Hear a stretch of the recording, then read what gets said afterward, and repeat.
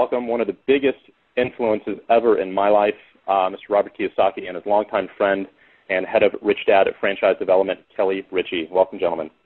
Thank you. Thank you. That's a very nice introduction, Mike. Thank you. Hey, I couldn't thank you enough, Robert, and thank you for taking the time out of your day to be here. So let's just jump in real quick. And I watched that clip of you on CNN again last night when you predicted the crash of Lehman and Goldman Sachs, and most people thought you were nuts. And I'd have to say, besides Ron Paul out there, I'm sitting here watching the politicians and the news every day and the debates, and it seems to me like even the people at our highest levels in government have no idea what's going on, despite the fact that guys like Ron and yourself have been talking about this for years now. That's correct. And even in 2005, I was on KTLA television, and they were asking what I thought about the real estate boom, and I said it'll turn into the biggest mortgage disaster the world has ever seen. And that was in 2005, and then, as you know, 2007, the subprime mess emerged in August of 2007. So, like you're talking about, the future is predictable, and if you're not ahead of because the future is changing rapidly, and if you're not ahead of the change, you become a victim of it, as many people are. So I think that's the main reason I'm doing this course, is because for a few people, it is better to know what's going to happen than to wonder what happened. Yeah, I was at your Psychology of Winners event a couple of months ago in Phoenix, and there's something that you said that really, it was a huge light bulb for me on a grand scale, and it was very basic, and I guess I should have known it, but it really stuck out, and it was the fact that you made it a point of saying that, look, rich people make money when the market is up, and rich people make money when the market goes down. It doesn't matter either way. There's opportunities in both, and I just find that ironic with, the headlines that we see today and the panic, hitting the market right now. That was something I just took to heart, and I was like, wow, that's incredible. To where I'm not really doing my job, and I haven't educated myself if I'm not making money when the market's going down as it is today. Well, what you're doing is by leading a networking organization is something that I've been advising people to do for a long, long time now. If you read Rich Dad, Poor Dad, which came out 12 years ago, I was recommending people join or build a network marketing business. And the reason you're in a great position today is because, I think GM dropped 31% today.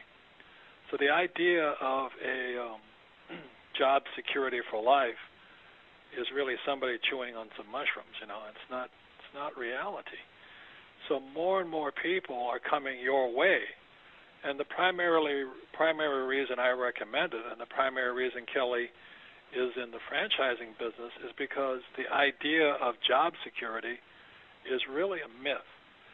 And when guys like Bush, Obama, McCain, they say we're going to bring high-paying jobs back, you have got to be a complete moron to believe them. You've got to be dreaming. There's no way. And the reason for that is jobs always migrate with the lowest priced workers.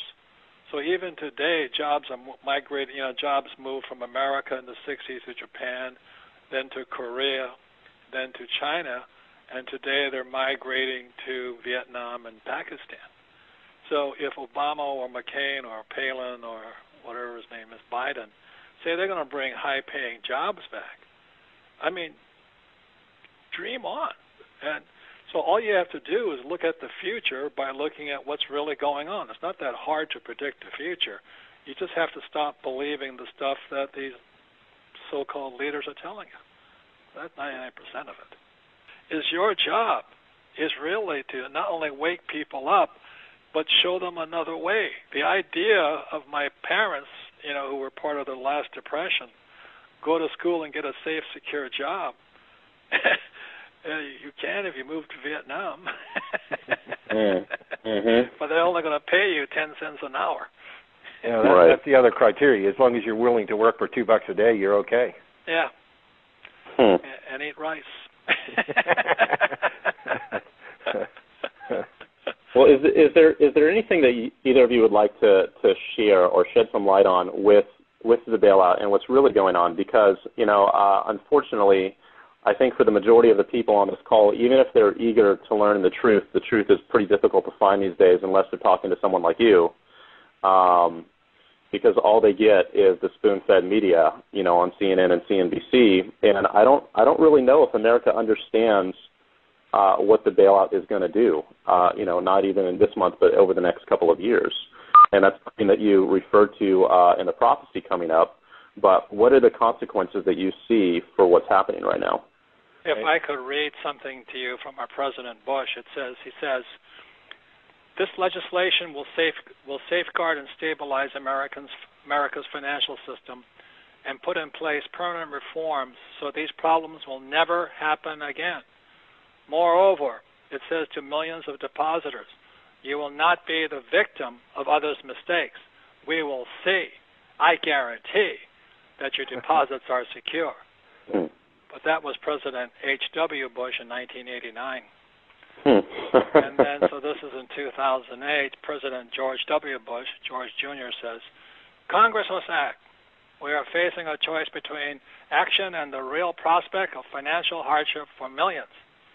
Now, I thought his father, the first Bush, promised these problems would never happen again. So what Kelly is really saying is the reason we knew this was going to happen, it has happened throughout history.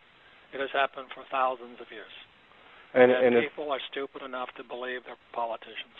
And it's the willingness to observe what Robert just read and then say to yourself, well, what does that really mean? And studying Fuller, what it really means is the bailout for Bush Sr. was somewhere between $66 and $512 billion. But when we talk about the bailout today, the bailout is somewhere between $770 billion and a couple $trillion.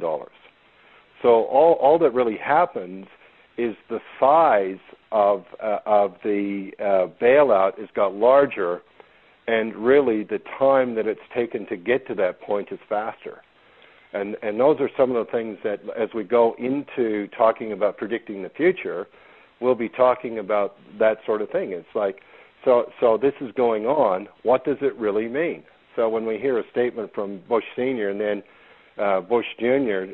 Years later, and really it's almost identical to what's going on. The only thing that's different is the size of the numbers and the speed that it happens. And today, we have more money coming in than ever before in spite of the crash. Absolutely, and all the businesses that we look at, that they're bringing in more money despite of the crash. And that's why, if you're personally, ask yourselves these questions. If you're not rich today, or you're afraid of your financial future today, or the stock market crash today has affected you, you'll probably listen to somebody who gave you bad advice. You'll probably listen to somebody like a financial planner who sold you mutual funds, or somebody told you that that job security was important, or they told you to save money. That is really bad advice, and I've been saying this now for so many years. I've also been saying, if you don't know what, if you're already concerned, then start a home-based business so you're not a victim of all this. And you guys have watched my website. There are guys on that website who really get upset with me, as well as with Donald Trump, for recommending network marketing or direct selling or home-based businesses. But today, let me tell you something. If you're not in this business, you're out of business.